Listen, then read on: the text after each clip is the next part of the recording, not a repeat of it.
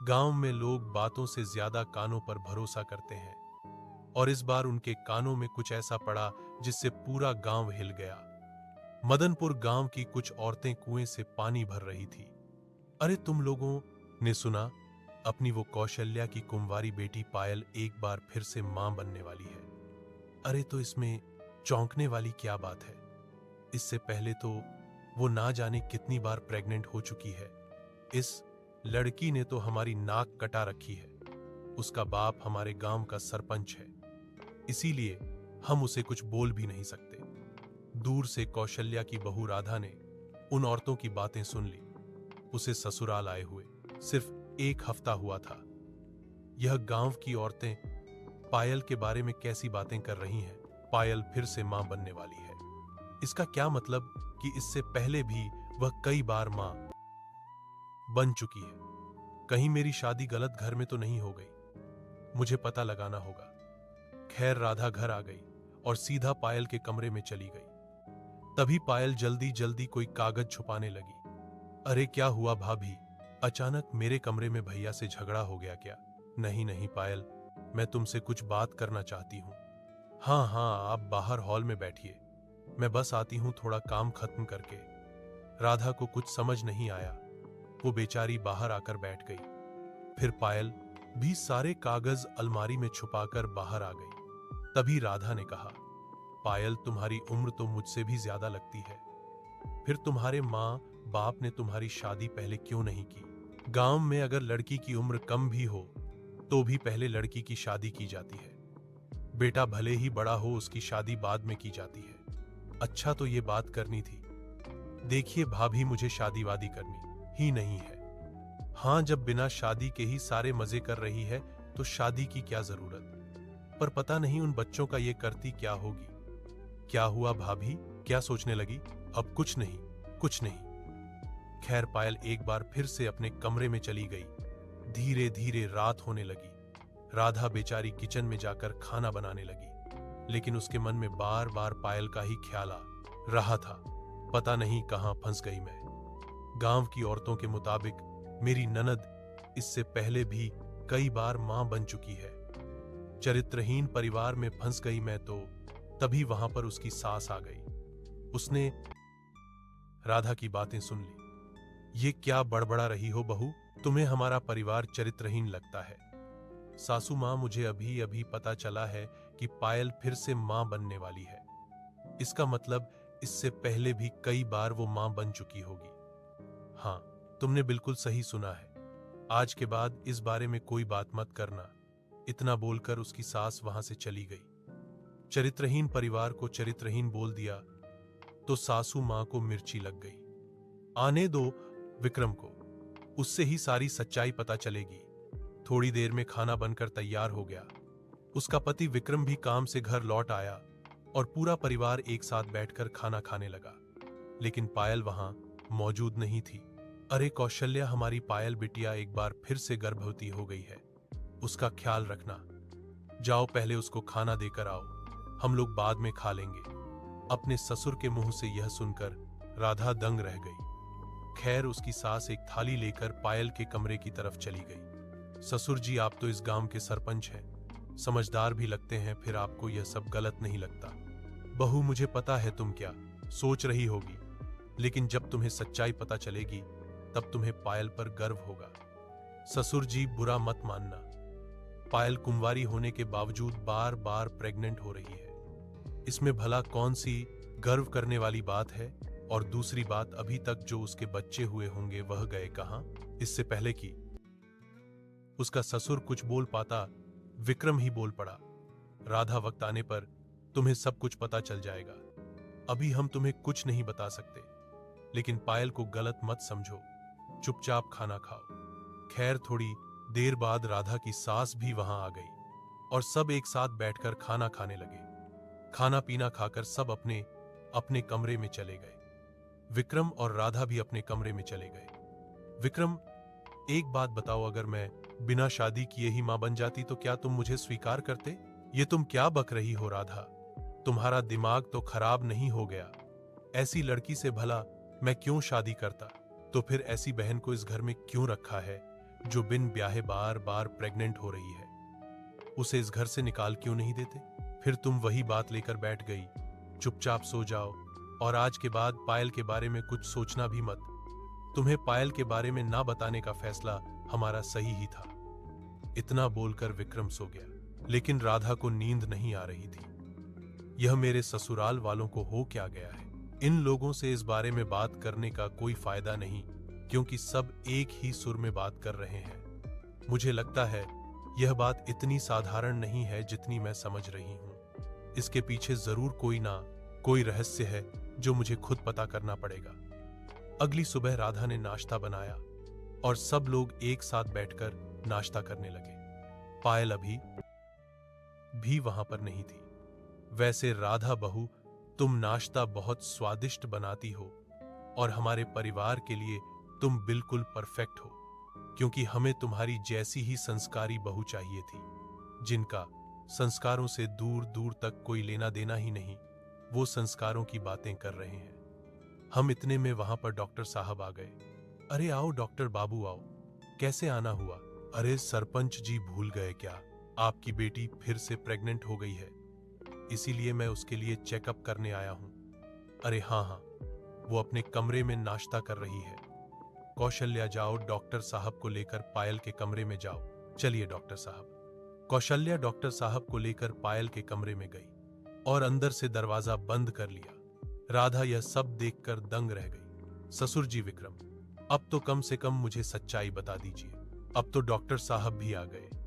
इससे यह बात तो पूरी तरह साबित हो गई कि पायल गर्भवती है, और वह भी बिना शादी किए। इसमें ऐसी कौन सी बात है कि मैं उस पर गर्व करने लगूंगी? देखो राधा, अभी तुम नई नहीं हो, तुम्हारे अंदर कोई बात पचती नहीं है, इसलिए वक्त आने पर तुम्हें सब पता चल ही जाएगा। पिताजी, मेरा नाश्ता हो गया है, मैं काम पर जा रहा हूं। राधा, पायल को दिन में 3-4 बार जूस पिलाती रहना। इस टाइम हेल्दी खाना पीना बहुत जरूरी है। इतना बोलकर विक्रम काम पर चला गया, लेकिन यह सब देखकर राधा का दिमाग खराब हो रहा था। खैर, थोड़ी देर बाद डॉक्टर साहब और कौशल्या बाहर आ गए। सरपंच जी, आपकी बेटी पूरी तरह स्वस्थ है, उसका बेटा भी स्वस्थ पैदा होगा। अब मैं चलता हूं, लेकिन हर बार की तरह इस बार भी पायल को कमरे से बाहर मत निकलने देना, वरना गड़बड़ हो जाएगी। अरे डॉक्टर साहब, इनसे मिलिए, यह हमारी बहू रानी है, इस तरह की बातें इनके सामने मत कीजिए।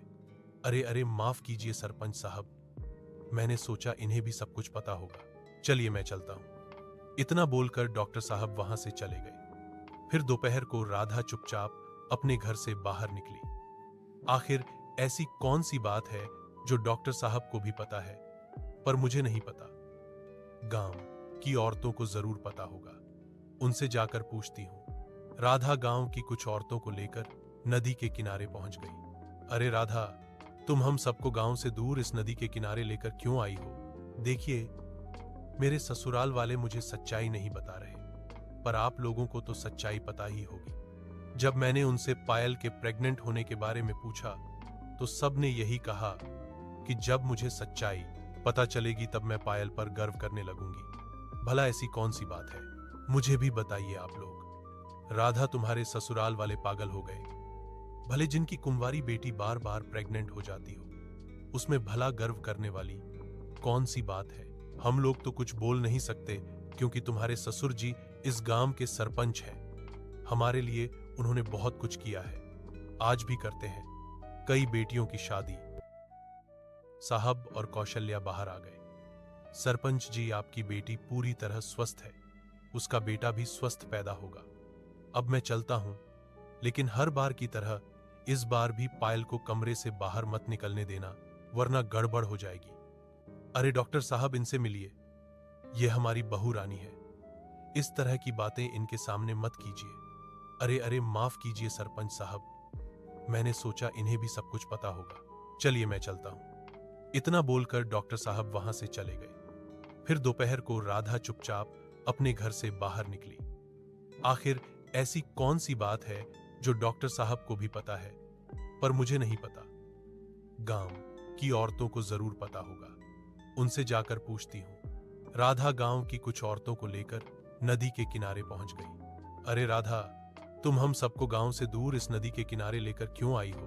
देखिए, मेरे ससुराल वाले मुझे सच्चाई नहीं बता रहे, पर आप लोगों को तो सच्चाई पता ही होगी। जब मैंने उनसे पायल के प्रेग्नेंट होने के बारे में पूछा तो सबने यही कहा कि जब मुझे सच्चाई पता चलेगी तब मैं पायल पर गर्व करने लगूंगी। भला ऐसी कौन सी बात है, मुझे भी बताइए आप लोग। राधा, तुम्हारे ससुराल वाले पागल हो गए। भले जिनकी कुंवारी बेटी बार बार प्रेग्नेंट हो जाती हो, उसमें भला गर्व करने वाली कौन सी बात है?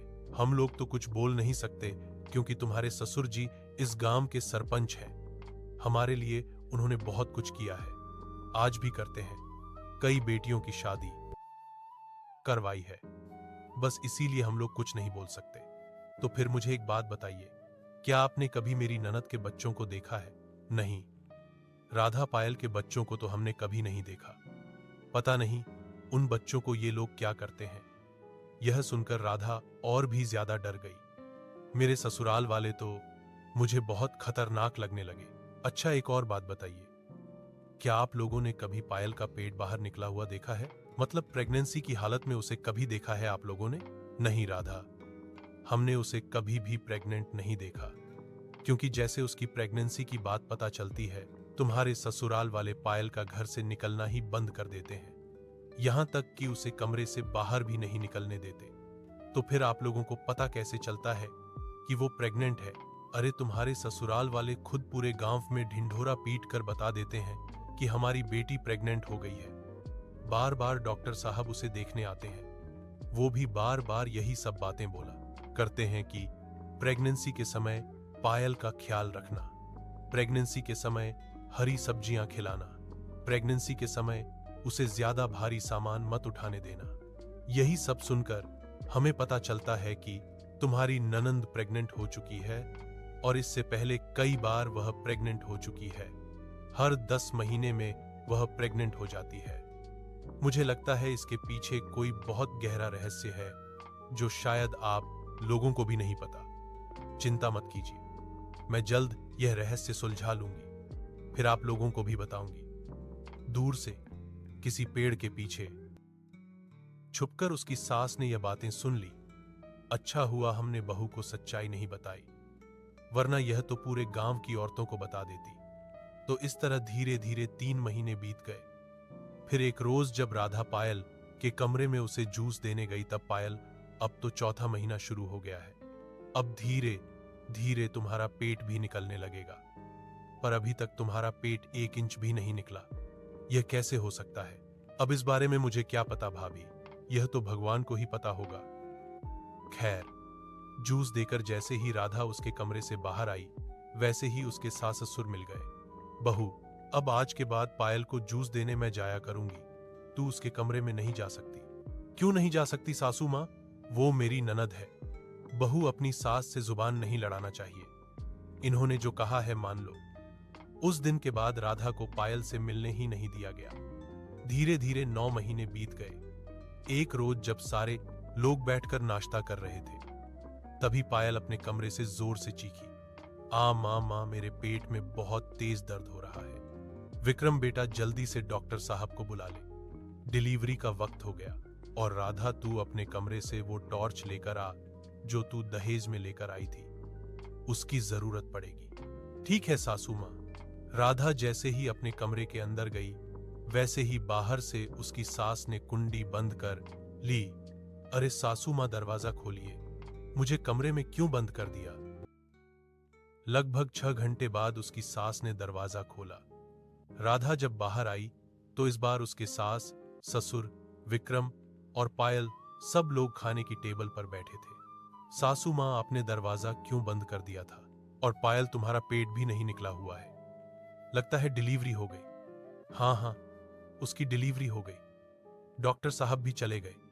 तू बोलती ज्यादा है ना, इसलिए हमने तुझे कमरे में बंद कर दिया था। अब ज्यादा सवाल जवाब मत करना। तो इस तरह एक बार फिर से उन लोगों ने राधा को चुप करा दिया। अब पायल भी बाहर निकलने लगी थी, इसलिए एक रोज राधा ने अकेले में पायल से पूछा, पायल, तुम्हारी डिलीवरी तो हो गई, लेकिन बच्चा कहां गया? मुझे उसके साथ खेलना है। भाभी वो जहां भी है सुरक्षित है। आप इस बारे में प्लीज मत पूछिए। इतना बोलकर पायल वहां से चली गई। अगले दिन पायल चुपके से अपने घर से निकली। राधा ने उसे जाते हुए देख लिया। पायल अकेले कहां जा रही है? मैं इसकी भाभी हूं। मुझे तो साथ में लेकर जाना चाहिए था। इसका पीछा करना पड़ेगा। शायद तभी उस रहस्य से पर्दा उठ पाएगा। राधा पायल का पीछा करने लगी। पायल उस गांव के बाहर किसी सुनसान इलाके में एक बहुत ही पुराने बड़े से घर के अंदर घुस गई। राधा भी पीछे पीछे पहुंच गई। उसने खिड़की से देखा कि पायल बहुत सारे 5 साल के बच्चों के साथ खेल रही थी। मां, आप 9 महीने बाद हमसे मिलने आई हो। हमें आपकी बहुत याद आ रही थी। क्या करूं बच्चों, मजबूरी ही कुछ ऐसी थी जो तुम लोगों को नहीं बता सकती। चलो आज हम सब लोग खाना खाने बाहर जाएंगे। तभी वहां पर एक बुजुर्ग आदमी आ गया। अरे पायल बिटिया, आ गई तुम। तुम्हारे नए बच्चे को सुला कर आ रहा हूं। बच्चों, अब तो तुम्हारी मां हर रोज तुमसे मिलने आया करेगी। चलो मैं भी चलता हूं तुम लोगों के साथ। ये सब आखिर हो क्या रहा है? ये बूढ़ा आदमी कौन है कि पायल का पति तो हो नहीं सकता। इस आदमी से अकेले में मिलना पड़ेगा किसी दिन। खैर कुछ दिनों बाद गांव वाले सरपंच जी की हवेली आ गए। सरपंच साहब, हम आपकी बहुत इज्जत करते हैं क्योंकि आपने हम सबके लिए बहुत कुछ किया है। अरे ऐसा सरपंच आज की दुनिया में किसी गांव को नहीं मिलेगा। लेकिन आपके घर में जो चल रहा है इससे हमारे गांव की बदनामी हो रही है। हाँ, आपकी बेटी बार बार प्रेग्नेंट हो जाती है। उसके बच्चे का भी पता नहीं चलता। क्या हो रहा है यह सब? आपकी बेटी का या तो शादी कर दीजिए या तो इस गांव से बेदखल कर दीजिए। अब हमसे नहीं देखा जाएगा। हाँ, इतने में वहां पर ममता उस बुजुर्ग आदमी को लेकर आ गई। उसके साथ सभी बच्चे भी थे। मां, आज के बाद हम यहां रहेंगे। उन्हें इस तरह वहां देखकर पायल के साथ साथ सारे लोग दंग रह गए। मां, लगता है अब सारा सच गांव वालों को बताना ही पड़ेगा। मां, मेरे बच्चों को अंदर ले जाइए। चलो बच्चों, मैं तुम्हारी नानी हूं। चलो। नानी ममता के साथ सारे बच्चों को लेकर घर के अंदर चली गई। तभी गांव वाले बोले, सरपंच जी, ममता, पायल, ये सब क्या है? मैं बताता हूं। दरअसल ये सारे बच्चे पायल के नहीं हैं। ये सब तो बेचारे अनाथ हैं। पर पायल ने इन्हें कभी यह पता ही नहीं चलने दिया। इन सबको लगता है कि पायल ने ही इन्हें अपनी कोख से जन्म दिया है। वो कैसे? मेरे पिताजी ने पूरी जिंदगी समाज सेवा की है। मेरे अंदर भी उनके ही गुण हैं। मैं एक एनजीओ से जुड़ी हुई हूं। जो लोग अपने अपने बच्चों को कूड़ेदान में या हॉस्पिटल में छोड़कर चले जाते थे, उन्हें मैं और यह काका अपने एनजीओ में ले आते थे। पर मैं नहीं चाहती थी कि जब यह बच्चे बड़े हो तो उन्हें यह पता चले कि हम इन्हें कचरे से उठाकर लाए थे। इसीलिए जब भी हमें कोई बच्चा मिलता, मैं आप सबके सामने प्रेग्नेंट होने का नाटक करती थी। उस बच्चे को हम बाकी बच्चों से अलग रखते थे। 9 महीने बाद ही बाकी बच्चों से मिलवाते थे, ताकि किसी को भी यह ना लगे कि वो अनाथ है। इसका मतलब तू कभी प्रेग्नेंट हुई ही नहीं? नहीं, मैं सिर्फ प्रेग्नेंट होने का नाटक करती थी, ताकि अगर कभी आप मेरे बच्चों से मिलो तो आप में से कोई भी धोखे से उन्हें सच ना बता दे। हमें डर था कि ममता बहू की वजह से एक दिन सारी सच्चाई दुनिया के